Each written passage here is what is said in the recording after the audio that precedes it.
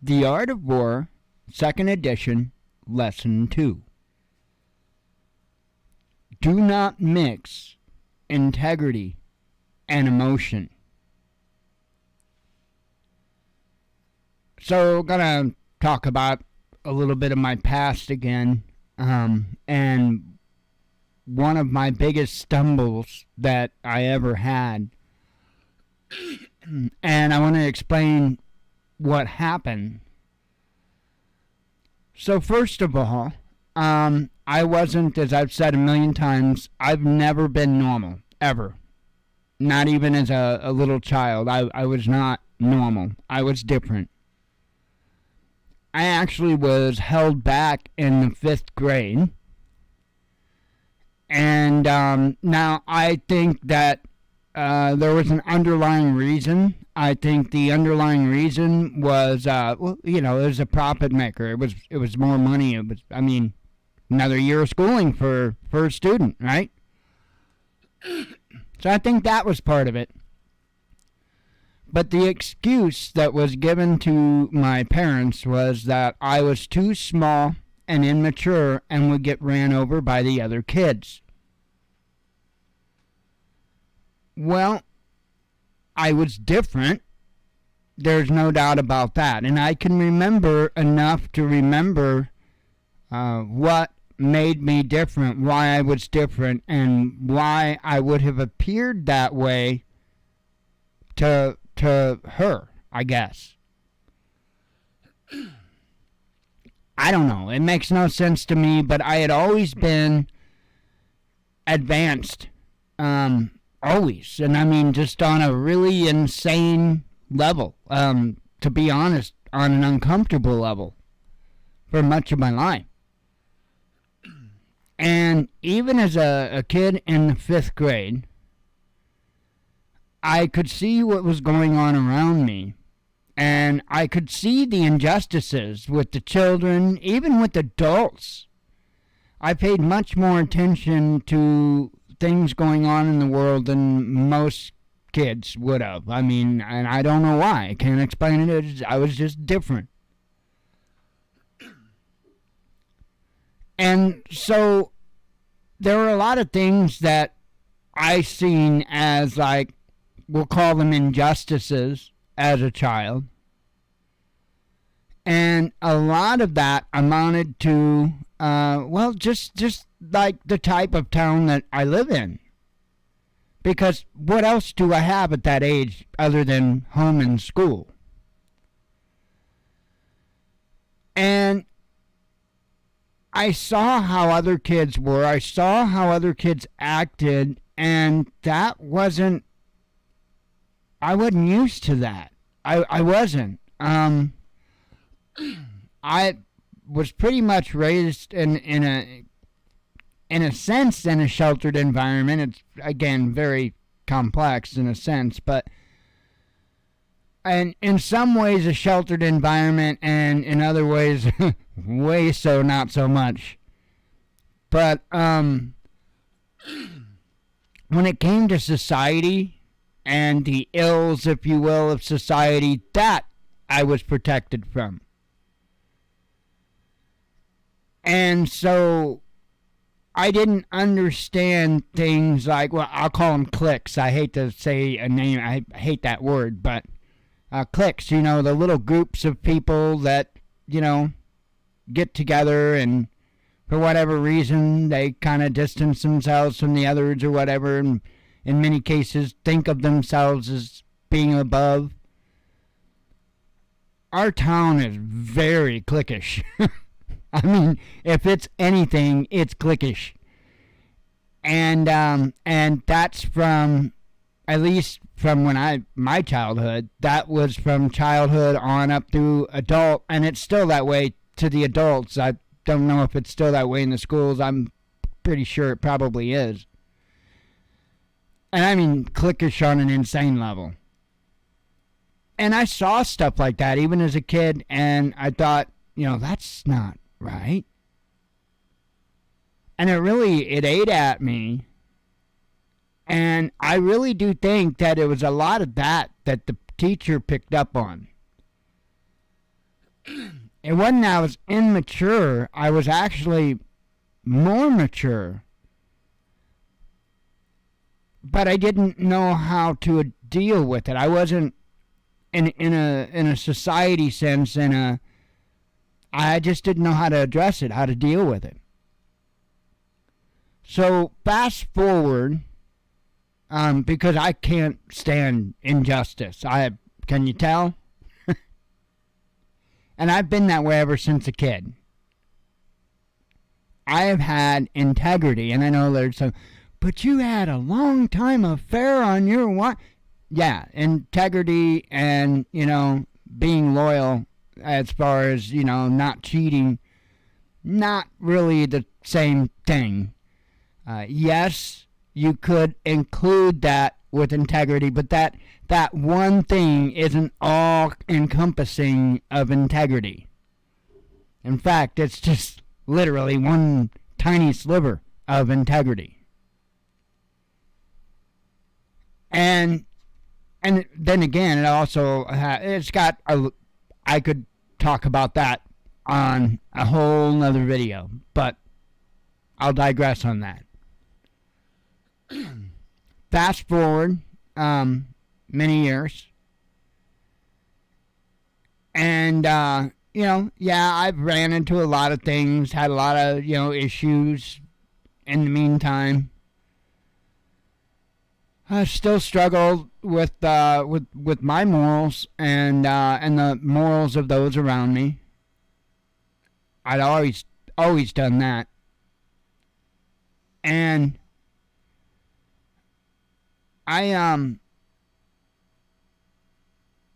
can't remember exactly what my age was, to be real honest. Or I believe maybe early 20s, I'm going to say. Early 20s, and I'm pretty positive on that. Final answer. And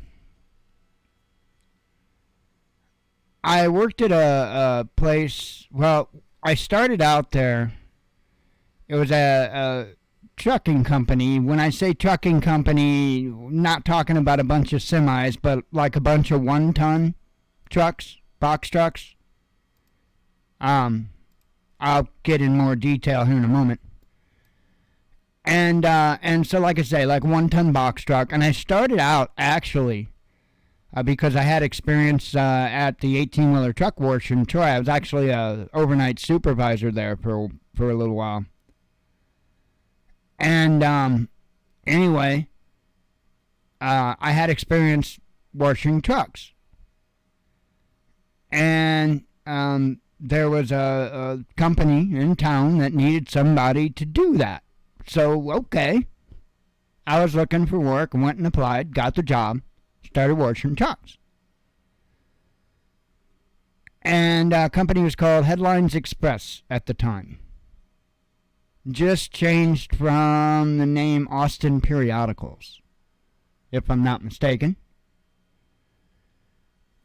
And I showed up, did my job, busted my butt like I was always told to do and like I always did my best to do. And he asked me, he's like, would you be interested in loading? Loading trucks? More hours? Yeah. Because it was kind of pretty much part-time, 20 to 30, if I recall correctly, just washing the trucks. And it wasn't that I wanted a part-time job. That's all it was offering. So when he offered to also load trucks, oh, you better believe it, I'll get my 40-plus hours. And so I did. I went. I would go in the morning. I would wash trucks. And at a certain point, I would stop washing trucks. And I myself would go home. And I would eat. I would get cleaned up. I would get ready. And I'd show back up to start loading trucks. What did the trucks carry, you might wonder? Wall Street Journal. There's a place here in town. I don't know if they still do it or not, but they used to print the Wall Street Journal. There's places all about the country that prints it. And so there's a place here that printed it, and then it was our job to get it to where it was going. And so I did that for a little while. I washed the trucks, I loaded the trucks, and then wasn't too long after that. And again, I was a bust-ass worker. Now, mind you, you might look at me a little funny because this is, again, I would have been in my early 20s, so we're talking, I think we're talking around 98, somewhere around that time period, 97, 98, if I'm not mistaken. I know it was after 95 because of a vehicle that was involved in this, and it was a 95 Mercury Cougar XR7. So I know it was after 95. And it was a new car, brand new car when she got it, so... okay, so we could actually say 96, 90, 95, 96, actually. It's probably more accurate. Sorry. And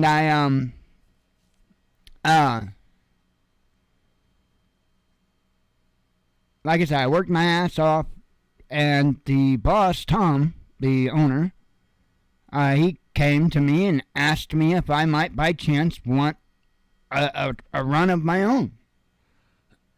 And I'm thinking, oh, hell yeah. I'm like, wait, do I just do that? What do I do? I don't know. What can you do? How much of it can you do? I'm like, how's all of it? And I think he thought I was nuts at first. So I was going to tell you about me. Yeah, you would have probably looked at me a little bit funny. The reason I told you the years is because I did have a couple of earrings in my left ear. And while that was starting to really kind of take off, it was still not, mainstream so much. It was starting to be a little bit, but I also had really long hair, kinda. I say that because the sides of my head were shaved, okay? But I had, if you will, kind of like a mohawk, except it wasn't cut. So I had like really long hair. And so if I didn't do nothing, if I didn't pull it back or nothing, you couldn't tell I had the sides shaved because my hair was so long and I had so much of it. But, I was, especially aesthetically, I left much to be desired. And I get that. I do get that.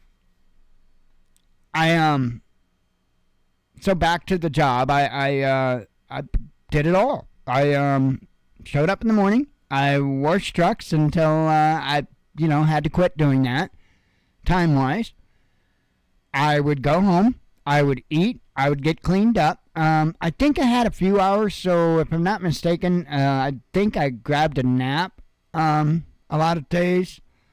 If I'm not mistaken. It's been a long time ago, folks. And then I would I'd go to load trucks. And that would be, afternoon, evening. I'd go to load trucks. Now, my truck was the last truck. So, I loaded up the last truck, and then I got in said last truck and took my delivery. My first run was just into St. Louis, and I had some stops on the way. So, it wasn't, one of the long routes or anything. But it was indeed they needed a driver, so I took it up. And I did that for a little bit. Wash trucks in the morning, come back afternoon/evening, load trucks, hop in the last truck, and take off for my route. Yeah, I was loving it. Paychecks were sweet. So, anyway, I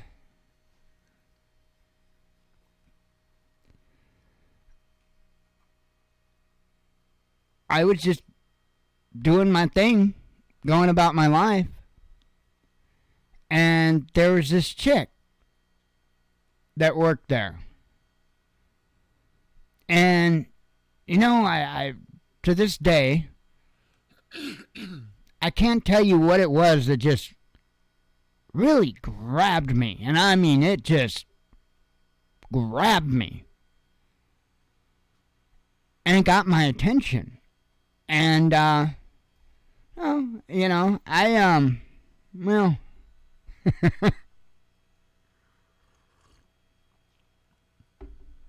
let's just say that for a good part of Mike's life, he'd been a bit of a male whore. But, who's keeping score?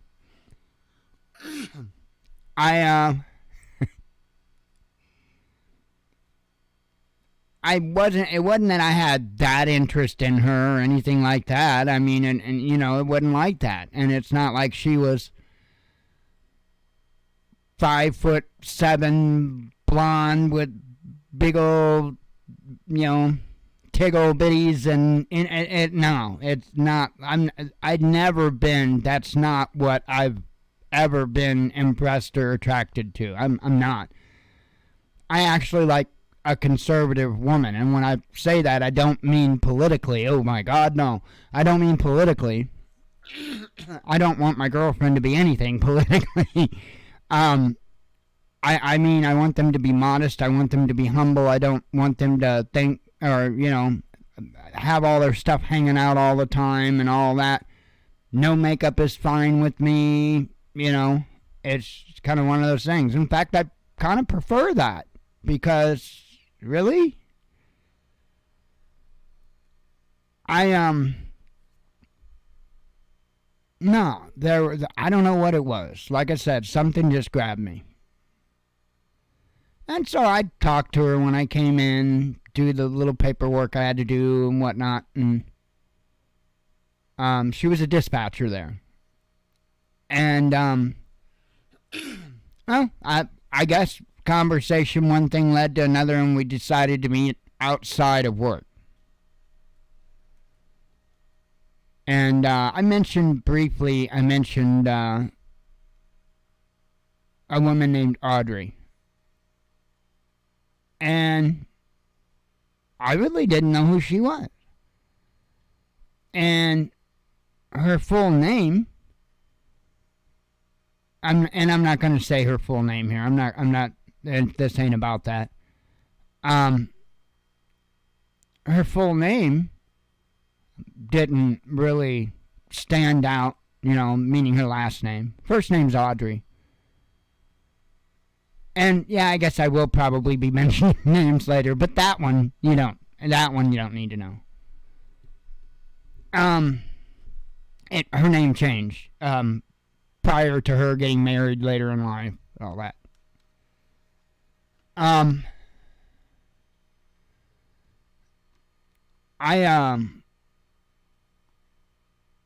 I fell head over heels.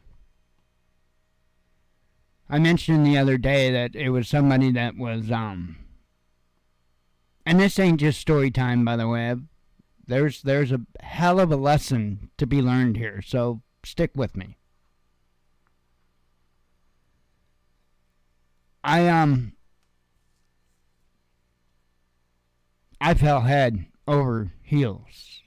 There just was no upper limit to the amount of amazement I had. I never in my life experienced an individual with such a positive, go get 'em, take no prisoners, just do it. There you go. That's Audrey. And I'm not trying to make a play on Nike. Just do it. She's an incredible person. Absolutely incredible person.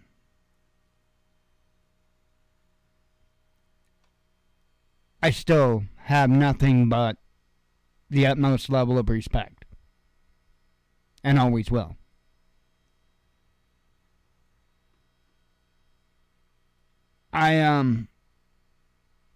So we would meet outside of work and stuff, and we started, seeing each other. It started to actually turn into something. And then came the conversation that she had to have with me. Because there was a conversation that she really needed to have with me.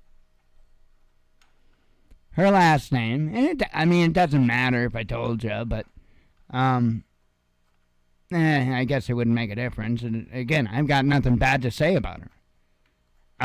Shinkman was originally her last name. When I dated her, that was her last name. Later on, her stepdad adopted her. It changed to Head, and then she later on got married, and there was no need for me to share that name.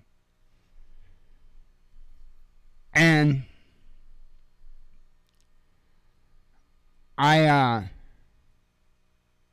sat down with her, and she informed me who she was. I'd only been dating her for a little bit. It's nice to know who she is, right? Well, her mom's last name was quite a bit different from her last name, and I had no idea. Her stepdad's last name was different from her last name. I had no idea.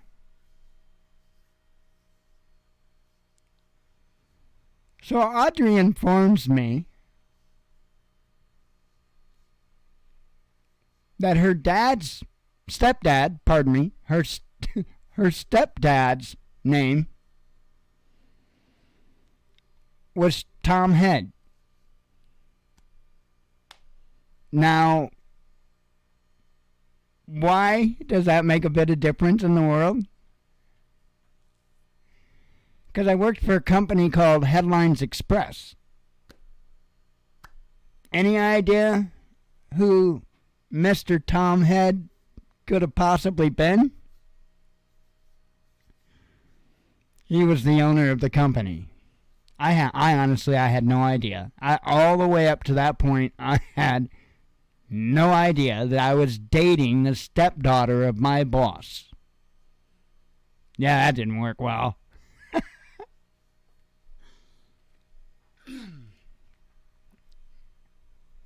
Well, it goes deeper than that.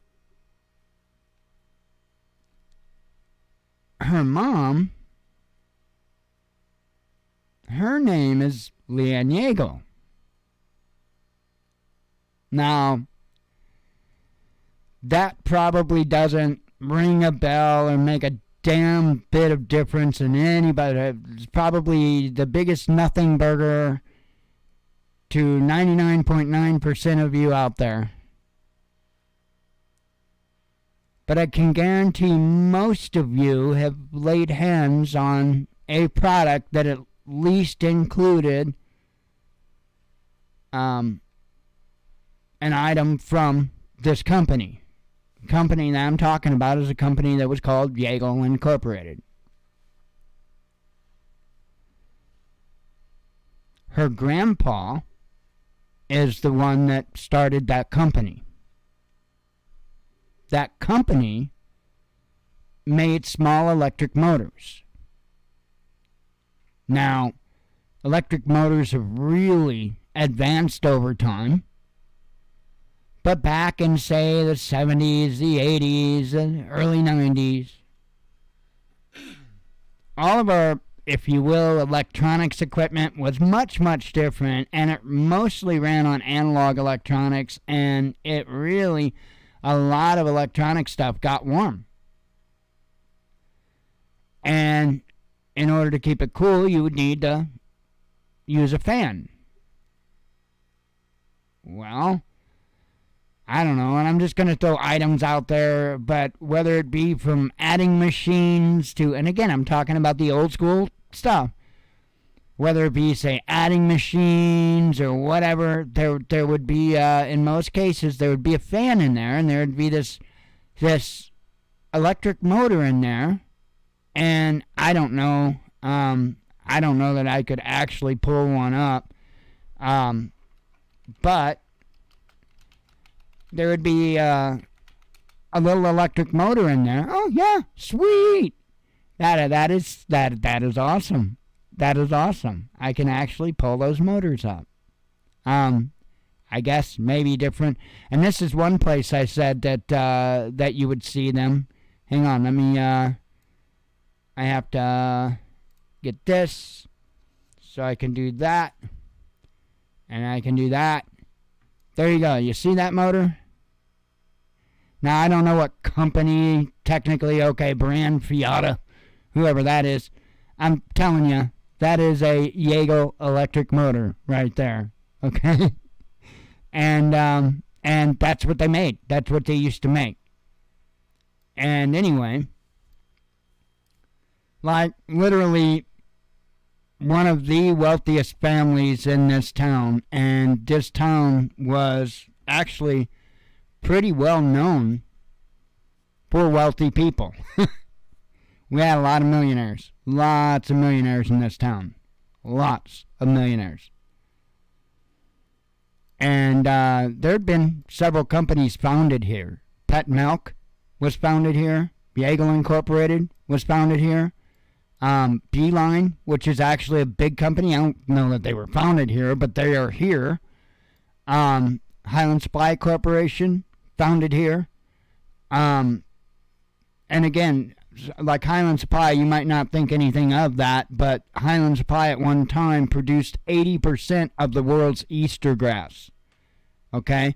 They had international patents on things. When you went into a gas station and bought, say, a single rose on the counter, and it's in that little plastic, clear plastic sheet, but it had like some kind of floral print or something on it, right? And I can't speak for about right now today, but this was for a very long time because they had an international patent on the thing.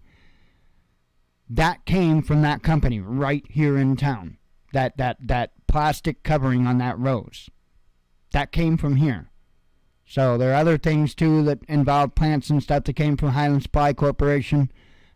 This town really has bred some amazing industry.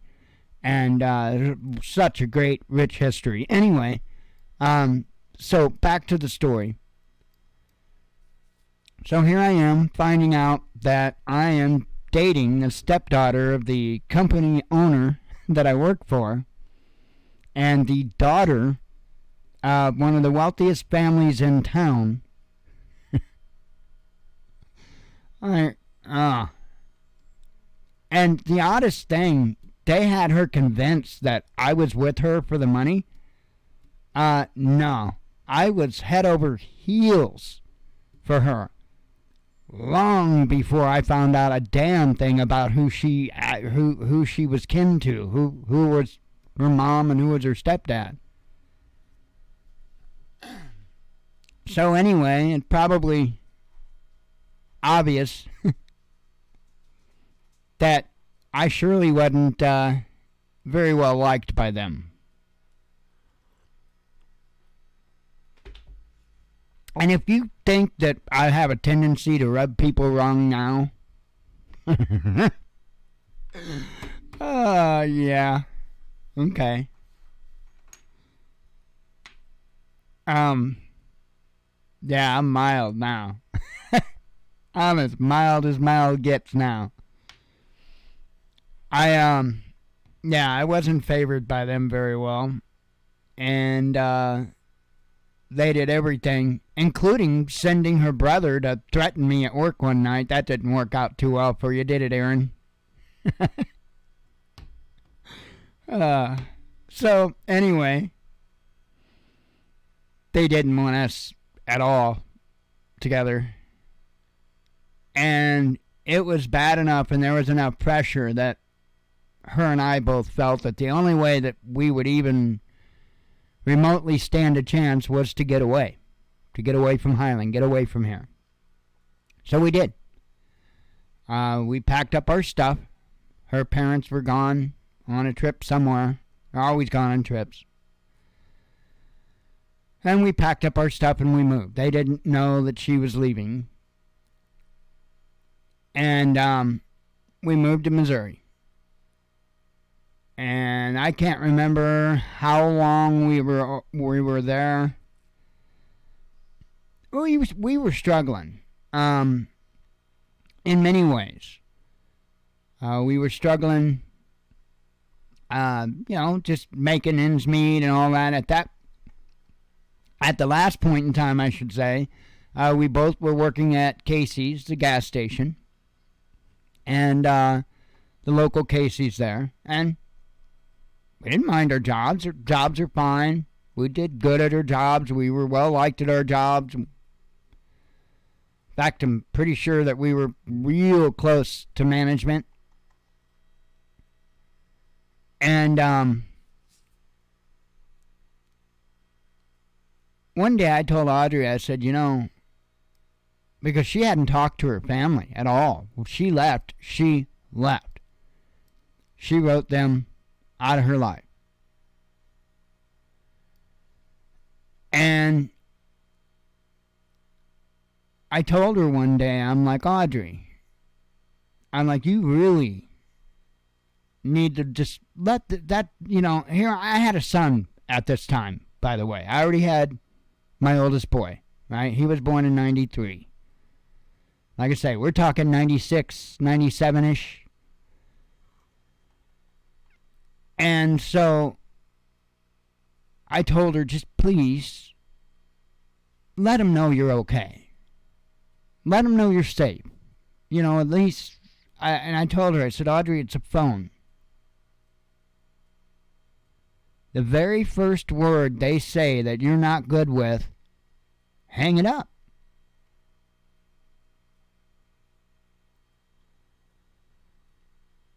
I really felt strongly about that. And still do.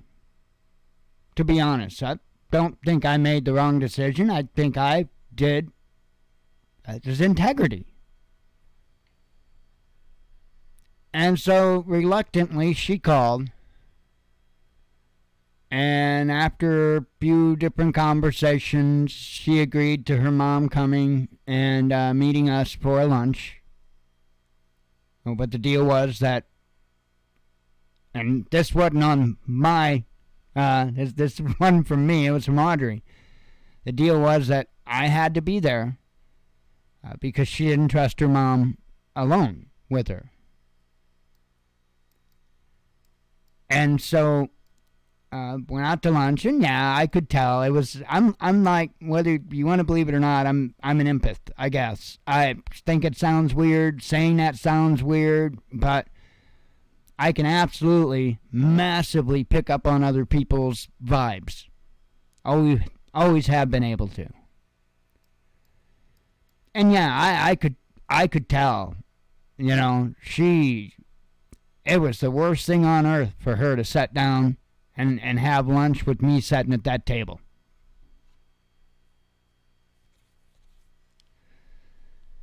And we got through it. Afterwards, Audrey kept in communication with them. But, it wasn't at that point a love-love relationship returning.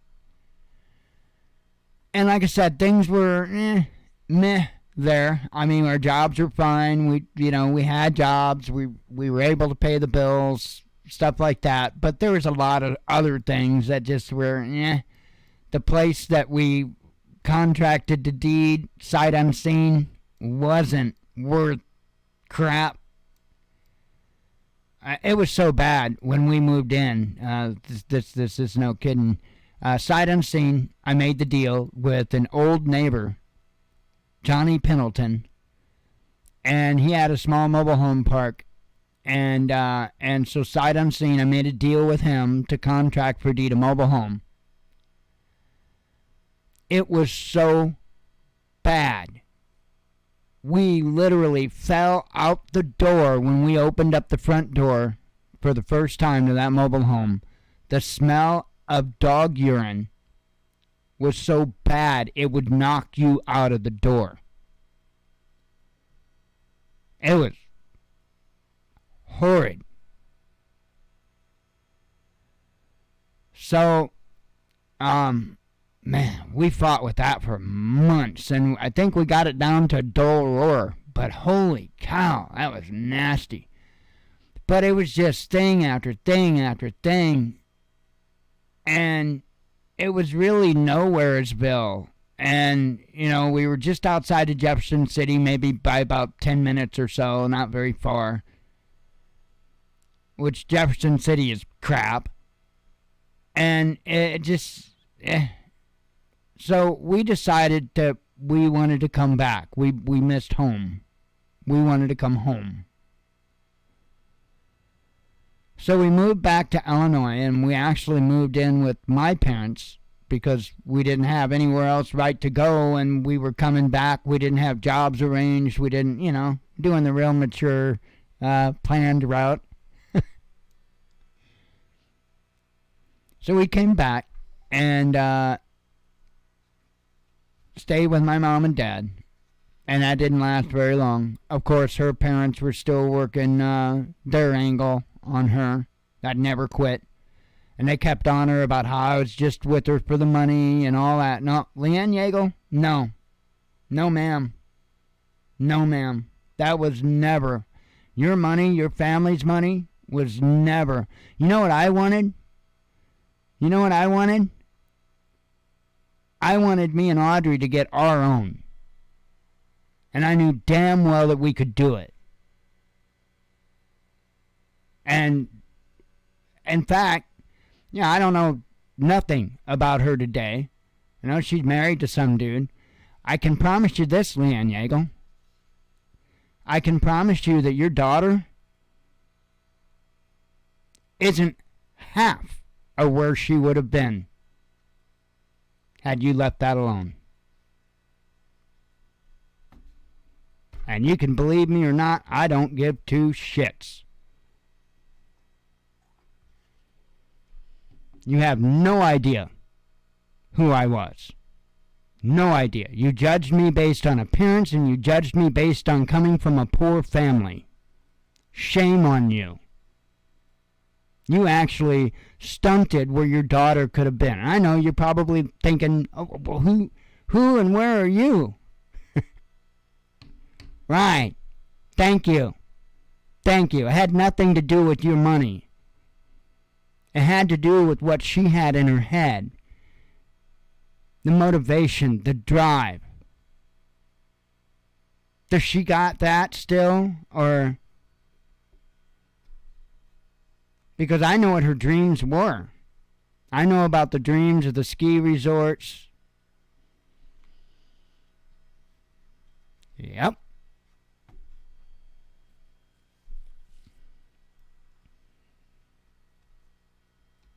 I guarantee you that her and I would have fed off each other well. And I think, and I mentioned this in the last lesson, lesson 1, involving my mother, she's the one, by the way, the only one that my mom had ever defended me against. Was her. Anything adding up yet? So,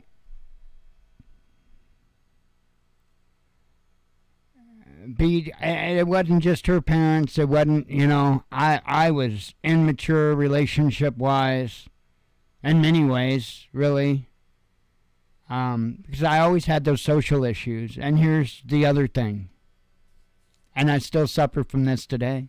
I will till my last breath. I didn't know what a good family was. No idea. Had no example of it. My example of what a good family was watching Leave It to Beaver. And I'm not joking. I'm not joking. And I knew that's how it should be. But I got what I got. And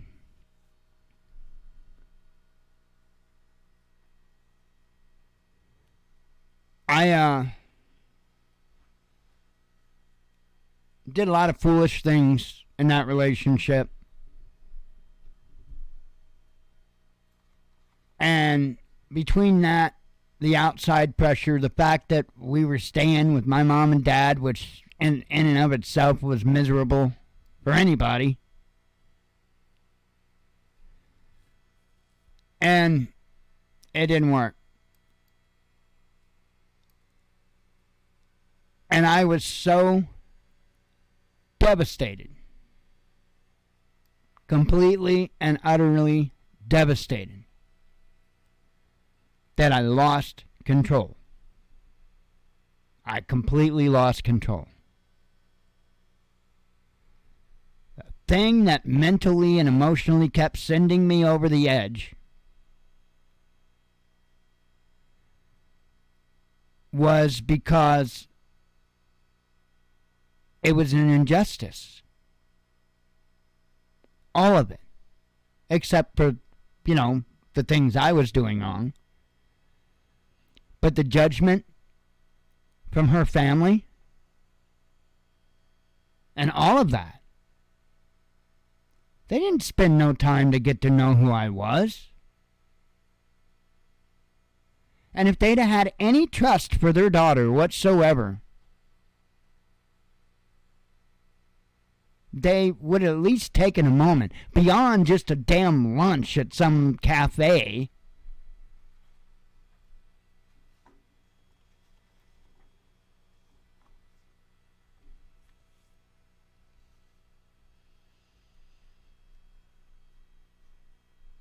And I felt like I was robbed of a life. And indeed I was robbed of a life. And I knew it. I knew it.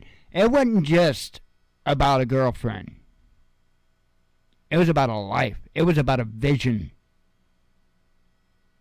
And Leanna had nothing to do with your money. Didn't even know whose daughter she was when we started.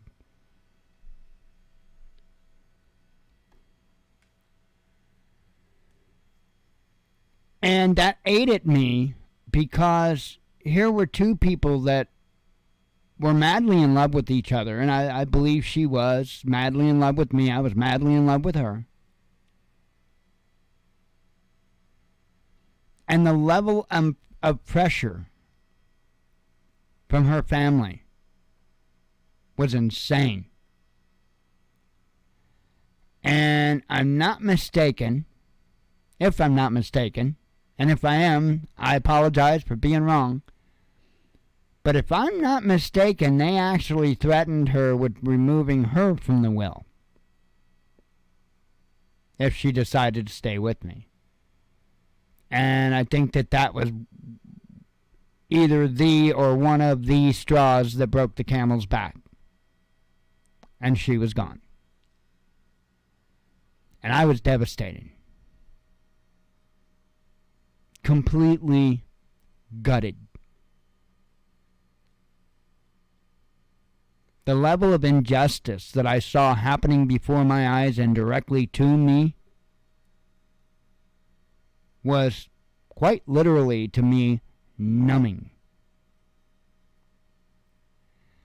And I did have a temper problem in my younger days. But it wasn't a temper problem that I went after people. I definitely would go knock the shit out of a wall, put a hole in a wall, maybe knock a hole in a door. I've got a permanent red mark on my hand, right? And that, I don't know if you'd see it very well because it's a crap camera, but I got a permanent red mark on that knuckle right there. And why do you think that mark's there? I had a hell of a temper back in my day. And, well, people were concerned, and they probably had a right to be concerned, because I was pissed off.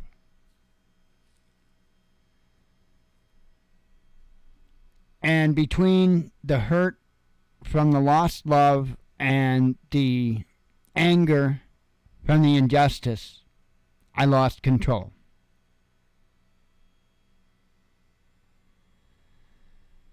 And it was during that time period of my life that I had lost the most control ever in my life. And I just had a really hard time getting a hold of it. And so later on, I looked back at that time period and I analyzed it and I thought, wait a minute. Where I went wrong was mixing emotion with integrity. Because if you have integrity and you are going to get emotionally upset because of the lack of integrity of others, you're going to have one hell of a roller coaster that it's unbelievable.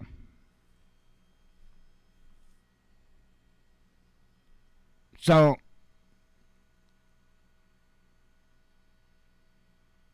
I can't emphasize enough how important it is to make sure to fight, always fight for the right thing, always do the right thing. But if somebody else doesn't do the right thing to you, just understand that, be wise about it, mark it up as a difference in morals, a difference in integrity. But don't choose that battle to fight. Let that battle go. Do not choose that battle to fight. Because if you allow somebody else's lack of integrity to affect especially your anger, who knows where it could end up.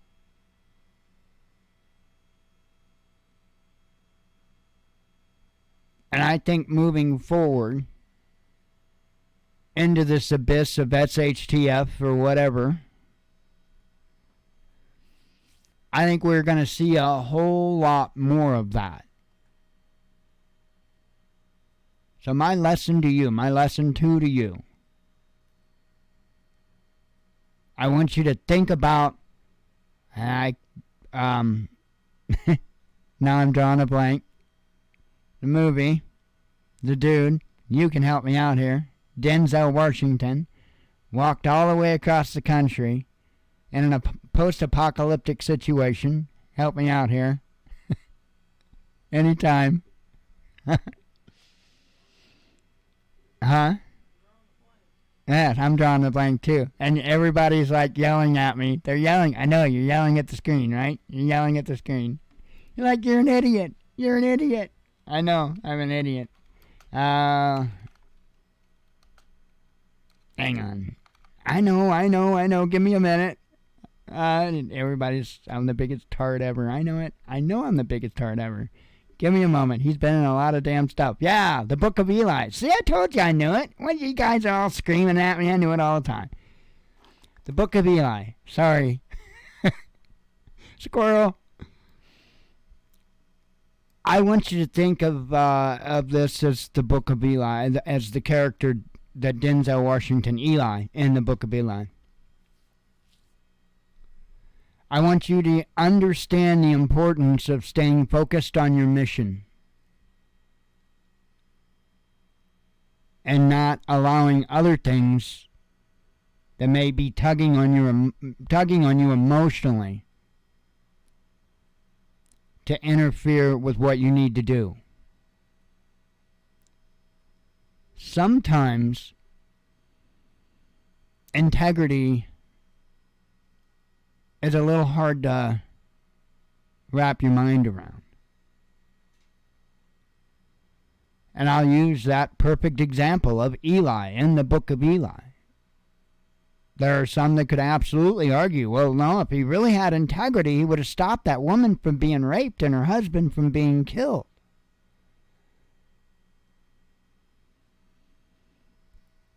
Yeah, but then he would have never made it to do what was his purpose to do. It's a double-edged sword. It's integrity either way.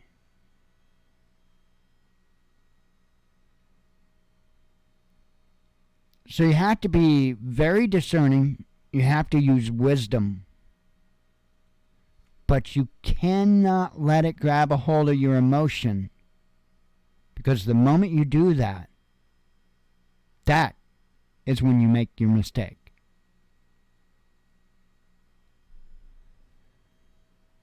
I've made a lot of mistakes in my life. I'll own mine. I'll repent for mine. Remember, that's my ace in the hole. Until next time, shalom.